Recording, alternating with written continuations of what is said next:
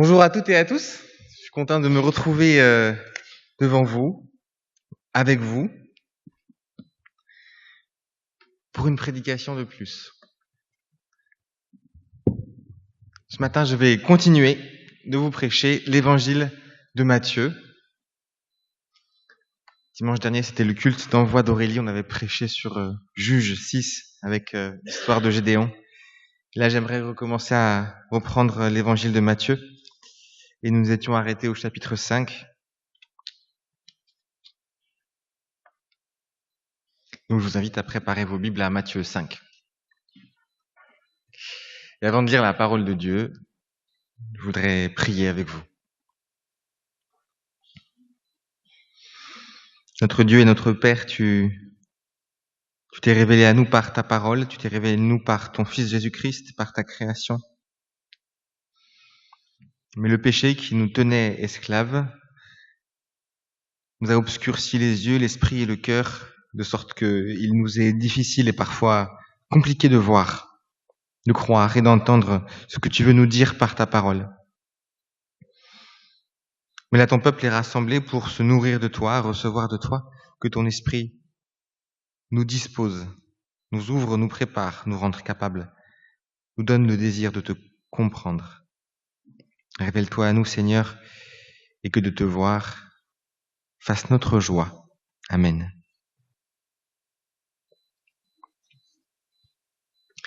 Matthieu 5, on va lire les versets 1 à 12.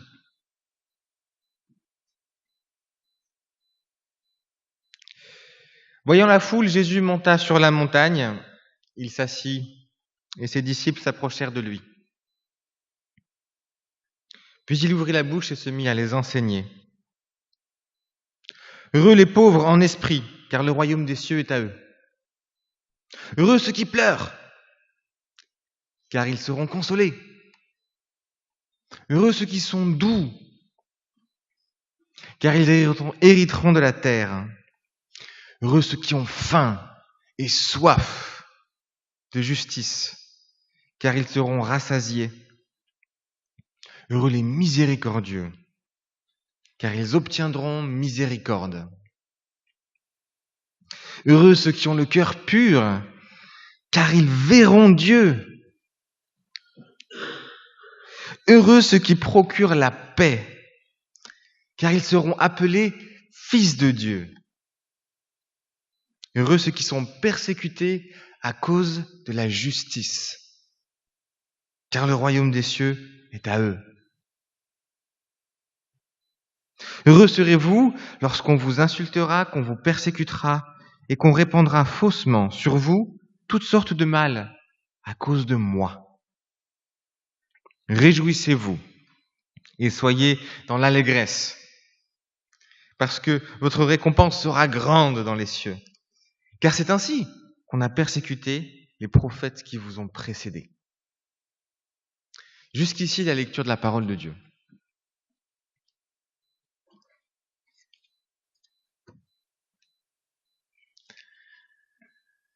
On va prendre, pour les quelques dimanches à venir, hormis Pâques, où on aura un temps quand même spécial pour Pâques, le temps d'éplucher les béatitudes. Aujourd'hui, après une courte introduction, je voudrais prêcher sur la première des béatitudes, heureux les pauvres en esprit. Et on va aller en profondeur un peu dans ce texte qui, je pense, est fondamental pour la foi chrétienne. Mais un peu de contexte d'abord. On vient de suivre les débuts du ministère de Jésus. Il s'est fait baptiser par Jean, reconnaître, consacrer comme prêtre, comme Messie et envoyé vers le peuple. Juste après ça, le Seigneur connut 40 jours et 40 nuits d'épreuve dans le désert. Et c'est alors que, se dirigeant vers la ville, il recruta ses disciples et se mit à enseigner. Pourquoi est-ce que je crois que ce passage est un peu capital ? Parce que dans le Nouveau Testament, je vous en ai déjà parlé peut-être en études bibliques ou peut-être en prédication, je ne sais plus, mais il y a 2 grands épisodes de l'Ancien Testament qui sont vus comme des baptêmes. L'apôtre Paul parle de la traversée de la mer Rouge comme d'un baptême en Moïse. Et Pierre parle du déluge comme d'un baptême en Noé. Et en fait, si vous creusez, vous allez voir que de ces deux événements, qui sont des baptêmes, on retrouve aussi ces fameux 40 jours et 40 nuits que Moïse a passé en haut de la montagne, ou 40 jours et 40 nuits que Noé a passé dans l'arche. Mais de ces deux événements, on trouve aussi un jugement qui est tombé sur la terre, jugement qui est tombé par les eaux du déluge, jugement qui est tombé sur l'Égypte, par les 10 plaies et par les eaux qui se sont fermées sur l'armée du Pharaon. Et de ces événements, on trouve aussi des montagnes. L'arche de Noé s'est échouée sur le mont Ararat et la loi de Moïse a été reçue en haut du mont Sinaï. Et de ces deux événements, on voit aussi que Noé a reçu une nouvelle loi pour vivre dans ce nouveau monde après le déluge et que Moïse a reçu une nouvelle loi pour vivre dans le pays de Canaan. Et nous voyons notre Seigneur qui vit un baptême, qui vit 40 jours et 40 nuits dans le désert, et qui trouve une montagne, et qui du haut de cette montagne donne une loi. Nous sommes face à l'avènement d'un nouvel âge, d'un nouvel ordre, d'une nouvelle ère, d'une nouvelle humanité, celle du royaume de Dieu. Et dans le royaume de Dieu, les choses ne se passent pas comme dans le royaume des hommes. Et nous allons voir en quoi, en épluchant ces béatitudes. Et la première des béatitudes concerne les pauvres en esprit. J'ai été troublé de voir que dans l'évangile de Luc, on retrouve ce même texte en Luc 6, sauf que Luc ne parle pas des pauvres en esprit. Luc 6, verset 20. Il parle des pauvres tout court, des pauvres. Et qu'est-ce qu'un pauvre ? Le pauvre, c'est celui qui n'a pas les richesses, les ressources, les valeurs, les connaissances que le monde admire.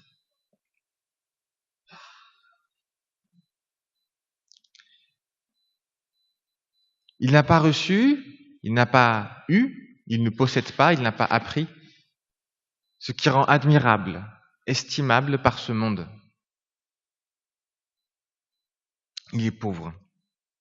Il n'est pas dans l'abondance et il n'est pas dans la paix. Ça, vous le savez tous. Mais ce que la Bible dit plus particulièrement, c'est que ce monde mange les pauvres. C'est que ce monde dévore les pauvres. Depuis toujours et jusqu'à la fin. Quand on était en étude biblique sur l'Exode, on avait vu dans la loi de Dieu, en Exode 22, les versets 20 à 23, un texte qui personnellement me touche beaucoup. Je vais vous relire. Dieu dit, « Tu n'exploiteras pas l'immigrant et tu l'opprimeras pas, car vous avez été des immigrants dans le pays d'Égypte. Vous n'accablerez pas la veuve ni l'orphelin. Si tu l'accables et qu'ils crient à moi, je saurai entendre leurs cris. Ma colère s'enflammera contre vous. Je vous tuerai par l'épée. Vos femmes deviendront veuves et vos enfants orphelins. » Je dis, waouh, Dieu est dur. Moi, je me dis, Dieu est juste. Et il ne laisse pas le pauvre être dévoré sans que ça lui fasse rien. Et j'aime ce Dieu-là. J'ai pas envie de périr par l'épée et que ma femme soit une veuve et mes enfants orphelins.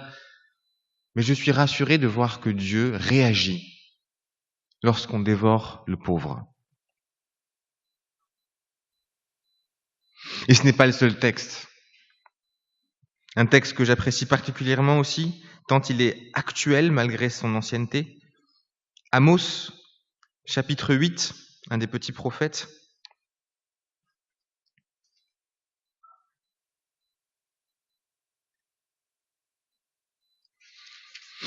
Les versets 4 à 7. « Écoutez ce que dit Dieu, vous qui engloutissez les pauvres et qui supprimez les malheureux du pays. Vous dites, Quand la nouvelle lune sera-t-elle passée, afin que nous puissions vendre nos denrées? Et quand est-ce que le sabbat finira-t-il, afin que nous puissions ouvrir nos greniers? Nous allons diminuer la mesure et augmenter le prix. Nous falsifierons les balances pour tromper. Nous achèterons les indigents pour de l'argent et les pauvres pour une paire de sandales, et nous vendrons le déchet du blé. L'Éternel l'a juré par l'orgueil de Jacob, je n'oublierai aucune de leurs actions.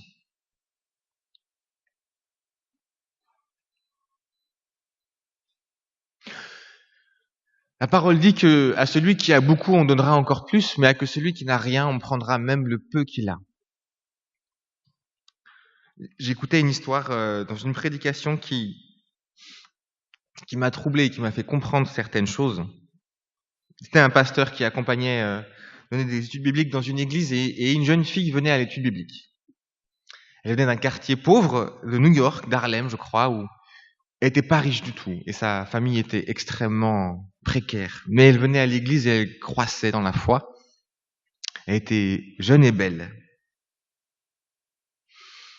Le pasteur allait partir en vacances pour l'été et la jeune fille est venue le voir pour lui dire qu'en fait il y avait un gang qui lui mettait la pression pour qu'elle intègre un réseau de prostitution où des jeunes filles allaient être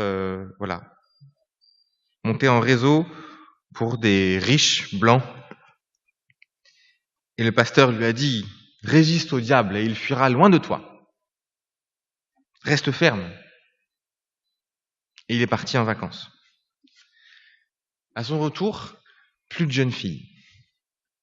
Les semaines passaient et elle ne la voyait plus aux études bibliques. Il s'est mis à la chercher. Il l'a retrouvée et quand elle l'a vue, elle a détourné le regard de lui. Il s'est approché et il lui a demandé qu'est-ce qui se passe. Il a dit Elle lui a répondu qu'elle était rentrée dans le réseau. Il lui a dit mais tu as péché, pourquoi tu as fait ça? Il a dit parce que ils ont tabassé mon père, ils ont tabassé mon frère et qu'ils allaient violer ma mère.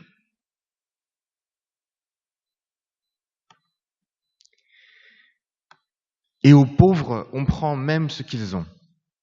Elle avait quoi cette jeune fille? Rien à part sa beauté. Même ça, ça lui sera volé. Et le pasteur de dire, mais tu aurais dû aller voir la police. Et la jeune fille de lui dire, mais qui vous croyez que sont ces gens? Aux pauvres, on leur prendra même le peu qu'ils ont. Même le peu qu'ils ont. Et que ce soit dans l'Ancien Testament ou le Nouveau Testament, Jacques, chapitre 1, verset 27, la religion pure et sans tache devant le Père consiste à visiter la veuve et l'orphelin et à se garder de la souillure du monde.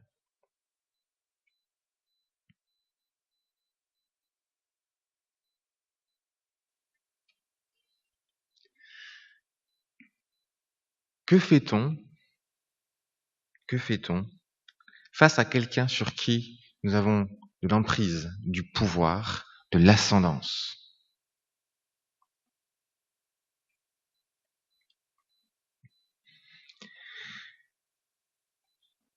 Et l'enjeu qui est vrai au niveau matériel est exactement le même au niveau spirituel. Qui va se faire capturer par des sectes? Qui va se faire détruire par du légalisme? Les pauvres en esprit.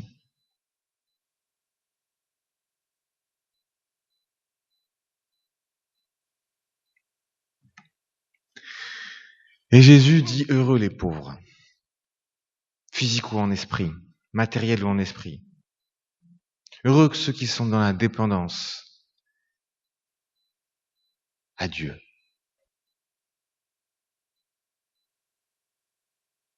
Et malheur aux riches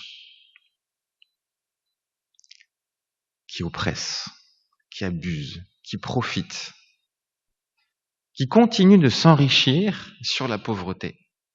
Parce que c'est ça qui est incroyable. C'est que plus t'es riche, plus t'es riche. Et plus t'es pauvre, plus t'es pauvre.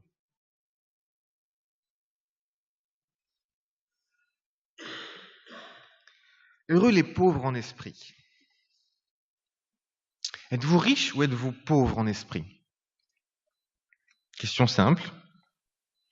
Est-ce que vous avez de quoi de payer votre entrée au paradis? Est-ce que vous avez de quoi payer? Est-ce que vous pouvez arriver devant Dieu et mettre sur la table de quoi faire valoir votre entrée dans le paradis de Dieu? Si oui, vous êtes riche. Sinon, vous êtes pauvre. Mais en même temps, si vous croyez vraiment pouvoir payer votre entrée dans le paradis de Dieu, c'est que vous n'avez pas compris quelle est la sainteté de Dieu. Et j'espère de tout cœur pour vous que vous avez compris quelle est la sainteté de Dieu et que vous n'avez d'autre alternative que de vous considérer comme un pauvre en esprit face à la gloire de Dieu. De sorte que il vous faille quelqu'un qui vous fasse un don. Il vous faut quelqu'un qui vous enrichisse, qui vous donne de quoi rentrer dans le paradis. Je vais pas dire à crédit, parce qu'un crédit, ça se rembourse. Gracieusement. Et ce texte, nous le trouvons en 2 Corinthiens, chapitre 8, verset 9.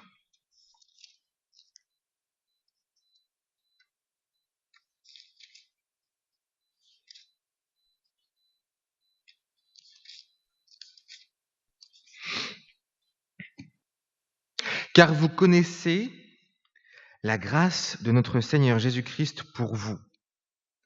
Il s'est fait pauvre de riche qu'il était, afin que par sa pauvreté vous soyez enrichis. Alors, Paul parle dans un contexte très particulier. En fait, il parle pas du tout de pauvreté spirituelle, là. Il parle de pauvreté physique. Il est en train de parler de la pauvreté à laquelle Jésus s'est exposé pour encourager les Corinthiens à soutenir les pauvres de Jérusalem, financièrement. Il veut exhorter leur charité en se souvenant de la pauvreté de Christ. Et est-ce qu'on y pense à la pauvreté de Christ? Avec Camille, on a vécu une expérience très déroutante. On était avec une amie en train de chercher à évangéliser ou de rentrer en contact, pour faire du témoignage dans les rues de Londres. Et on aborde un SDF d'une 40aine d'années. Et on discute avec lui. Et on essaie de s'enquérir, de savoir pourquoi est-ce qu'il est encore à la rue, qu'est-ce qu'il n'a pas cherché à s'en sortir, et s'il trouverait pas ça quand même bien d'avoir un toit chaud, de quoi manger régulièrement et un métier. Et le SDF nous a regardé et nous a dit, mais Jésus était SDF? Il est né où, Jésus? Ça nous a assis.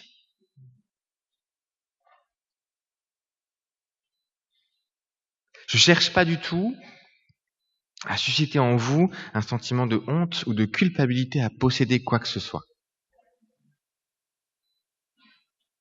Pas du tout. Mais à nous dire, dans le royaume de Dieu, qu'avons-nous que nous n'ayons reçu?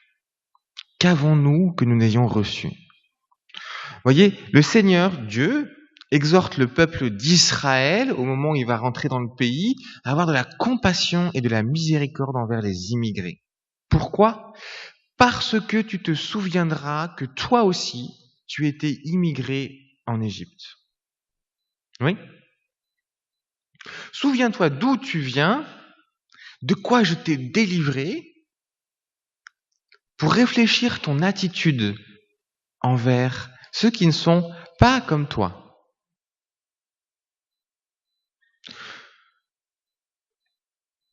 Matériellement pour Israël, spirituellement pour nous.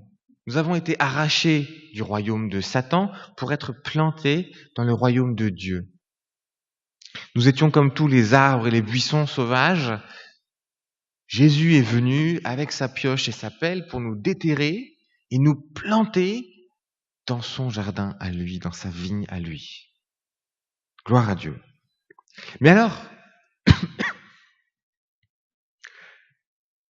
d'où vient notre colère, notre amertume face à tous ceux qui sont encore dans le noir? Ces LGBT, et puis ces humanistes, et puis tous ces gens-là qui oppressent le christianisme, qui nous empêchent de croire notre foi, pour qui il nous est si facile d'éprouver de l'amertume, de la colère, du dégoût, du mépris, de la hauteur. Ils se perdent dans le noir, ils sont aveuglés encore par le diable, et comment les considérons-nous? Comme des fous. Ils n'ont rien compris. Ils veulent couler le monde. Ils entraînent la nation vers le noir. Et en plus de ça, à cause de ça, nos enfants vont aller dans des écoles toutes pourries parce qu'il n'y aura plus de morale à l'école. C'est vraiment des gens méchants. Mais j'étais comme eux. Je viens de là. Souviens-toi que tu as été immigré dans ce pays, toi aussi. Souviens-toi que avant que je vienne te chercher, avant que je vienne t'éclairer, avant que je vienne te convaincre que je suis le chemin, la vérité et la vie, tu aurais tracé sur la même route.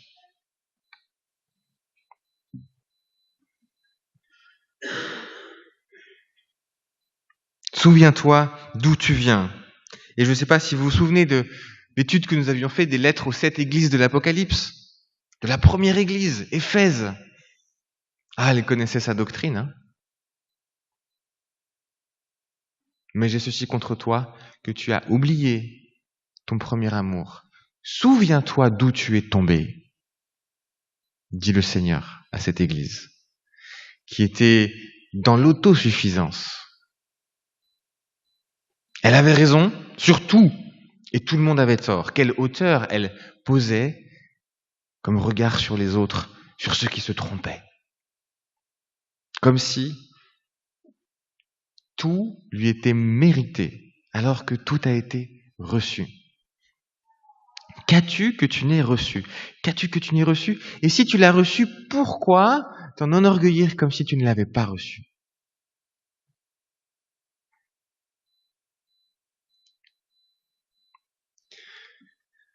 Un pasteur que j'apprécie particulièrement dit toujours que une église qui se sanctifie est une église qui fait les choses avec beaucoup de sérieux, mais qui ne se prend pas elle-même au sérieux. C'est Christ qui est sérieux, mais nous, on se sanctifie. Nous, on grandit. Nous, on est loin du compte. Et nous, on a reçu des choses par grâce. On a reçu une compréhension de qui est Dieu, de qu'est-ce que le péché, de qu'est-ce que le royaume, par grâce. Quel mérite ai-je à cela? Et ainsi, le Seigneur nous exhorte à nous penser comme des pauvres. Nous devrions cultiver un état d'esprit de pauvre. Que vous soyez face à un pauvre spirituel ou que vous soyez face à un pauvre matériellement parlant, parce que tout m'a été donné, je peux m'identifier à lui. Je ne peux pas dire, il a qu'à se bouger. Je ne peux pas dire, il avait qu'à faire les bons choix. Je ne peux pas le dire. Vous savez, quand on passe à côté d'un pauvre, le plus dur, vous savez ce que c'est? C'est de se laisser troubler. Vous passez à côté de quelqu'un qui est dans la rue, qui fait la manche. Comment est-ce que vous pouvez vous en sortir? Vous ne devriez pas pouvoir vous en sortir en paix. Vous lui achetez un sandwich. Il sera encore là demain. Vous ne pouvez pas le prendre dans votre maison. Vous ne pouvez pas le sortir de sa condition. Vous êtes face à votre impuissance. Alors qu'est-ce qu'on fait quand on est face à son impuissance? C'est sa faute à lui. Il avait qu'à faire les bons choix. Et puis, je suis sûr que s'il se bougeait un peu, il pourrait retrouver un travail. Et puis, c'est pas à moi de sauver le monde, hein. D'un côté, on va faire un petit acte de charité pour se laver la conscience. De l'autre, comprenant que cet acte de charité ne va rien changer, on va dire, c'est pas mon problème. Mais les deux sont faux. La vérité, c'est quoi? C'est que c'est troublant, c'est que c'est dérangeant. C'est que je ne peux pas m'en sortir le cœur en paix. Je dois passer à côté de lui et être troublé.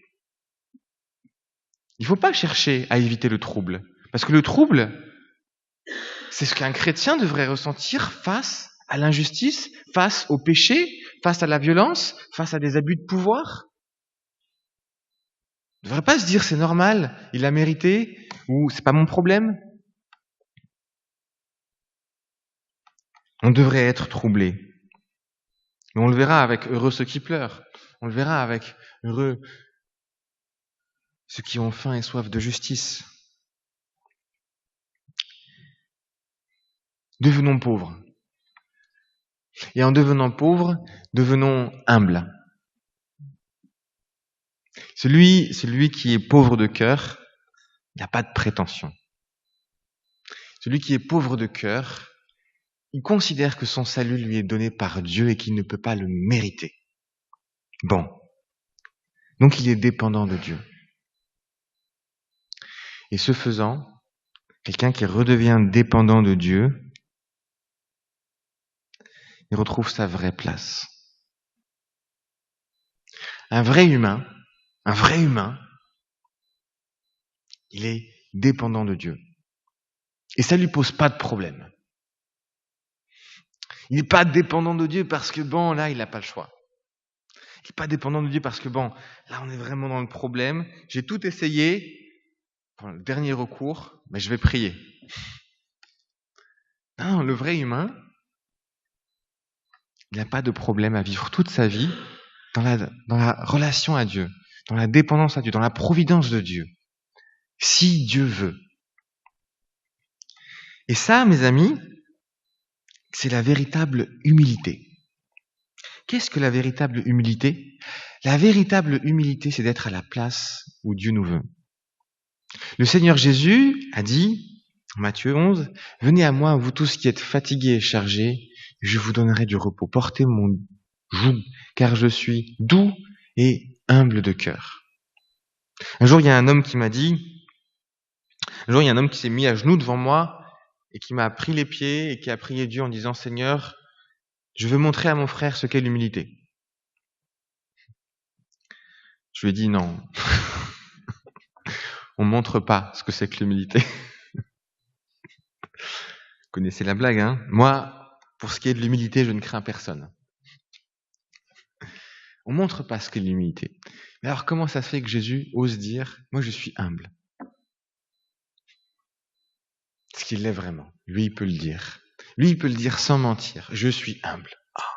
Dieu est humble. On est mal barré, hein? Si Dieu est humble, nous, on doit être sacrément orgueilleux quand même. Et alors, Jésus est humble. Mais il n'est pas humble comme nous, on croit qu'il faut être humble. Ah, toi, tu devrais être là. Non, moi, je me mets au-dessous. Ah, toi, tu sais bien faire ça. Non, moi, je suis pas bon pour faire ça. Ah, toi, t'es doué pour ça. Non, je suis pas doué pour ça. Jésus, quelqu'un vient le voir et dit, tu es roi, je me prosterne devant toi. Et dit, oui, tu as raison.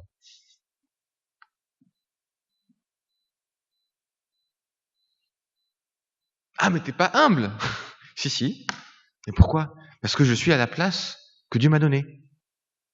Ah, tu devrais être ancien, toi. Non, moi, je suis pas bon pour être ancien. Je connais pas l'écriture.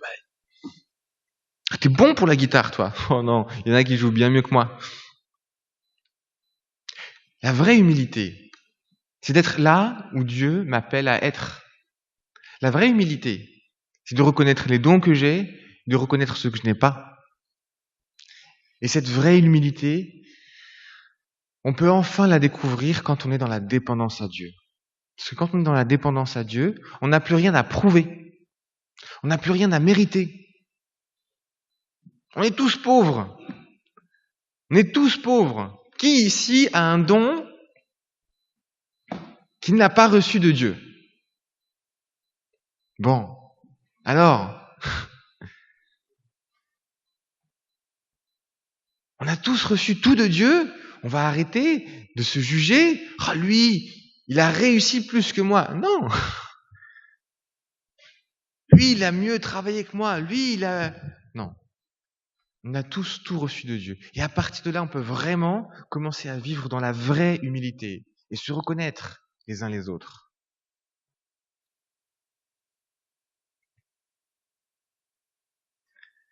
Et la vraie humilité ne veut pas dire simplement « je ne suis qu'une enveloppe vide que Dieu remplit ». Non, bien sûr, vous avez reçu des dons et vous êtes responsable de les faire fructifier. Comme je la raconte toujours, ce guitariste, qu'un ami est venu saluer en disant « t'as bien joué ce dimanche, c'était vraiment bien ce que t'as fait ». Et le guitariste qui dit « non, c'est pas moi, c'est le Seigneur ». Sauf que si c'était le Seigneur qui avait joué de la guitare, il aurait joué bien mieux que lui. «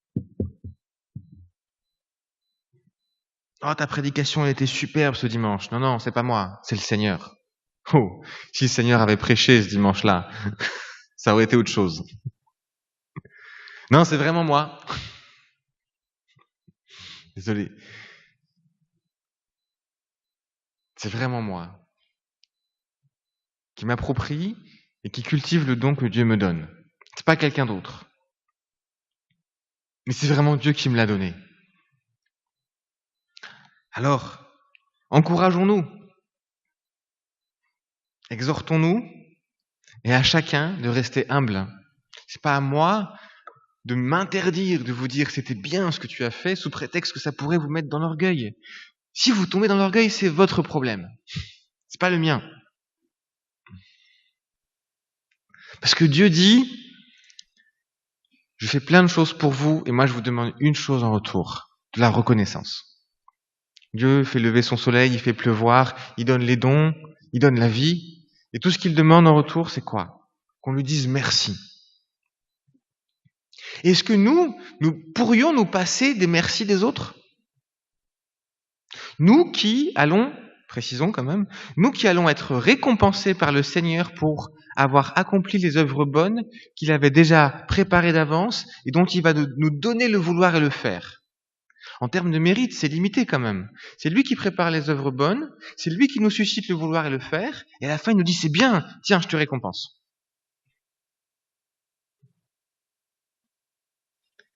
Ah non, je vais pas lui dire merci, non, je vais pas lui dire bravo parce que ça pourrait l'enorgueillir. Mais le Seigneur fonctionne pas comme ça. La vraie humilité, elle se trouve là, dans cette place complexe, hein. Je dis pas que c'est simple de la tenir. Où je suis dans la joie des dons que Dieu m'a donnés, dans la reconnaissance, je les assume, en même temps tout est grâce.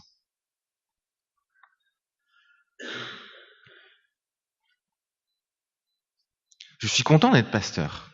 J'aime ce que je fais. Et c'est Dieu qui m'a appelé, et je suis là aussi parce que je veux répondre à cet appel. Est-ce que je manque d'humilité parce que je suis là? Si je me trompe, si effectivement je ne suis pas appelé à être pasteur, alors je manque d'humilité. Mais si effectivement Dieu m'appelle à être pasteur, alors je ne manque pas d'humilité à être à cette place-là.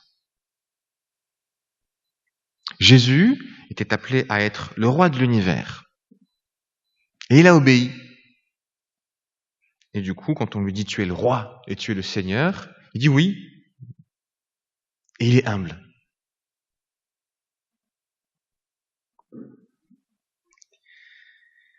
Donc être pauvre en esprit, ça nous confronte, mais en même temps c'est une libération. En même temps c'est une joie. Le Seigneur était riche et il s'est fait pauvre pour nous rendre riches. Le Seigneur était riche, il s'est fait pauvre pour nous rendre riches.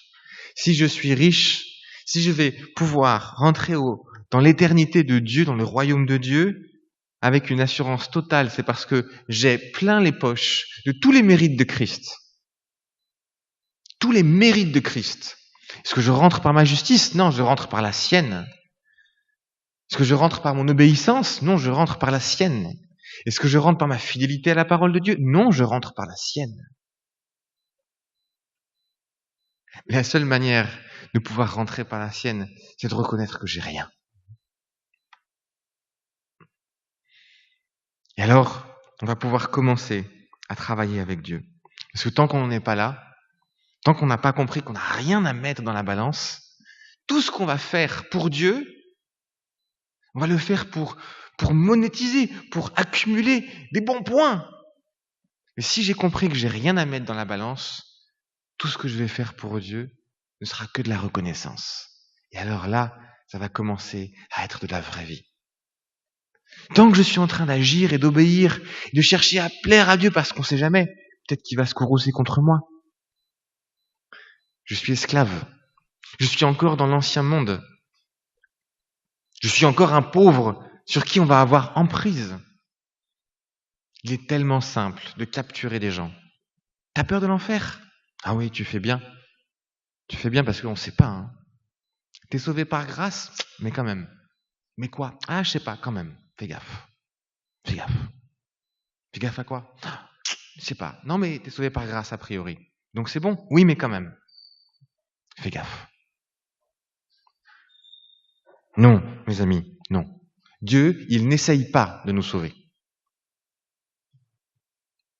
Il n'essaye pas de nous sauver. On est en paix parce que c'est lui qui nous a promis et que celui qui promet est fidèle à ses promesses. Soyons heureux et réjouis de nous reconnaître comme pauvres en esprit. Heureux les pauvres en esprit, car le royaume des cieux est à eux. Amen.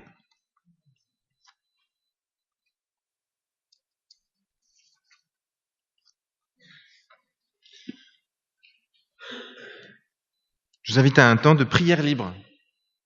Si certains d'entre vous ont envie de répondre à Dieu, ou peut-être de rester dans le silence, habitez-le comme vous le sentez. Et moi, je terminerai à ce temps de prière.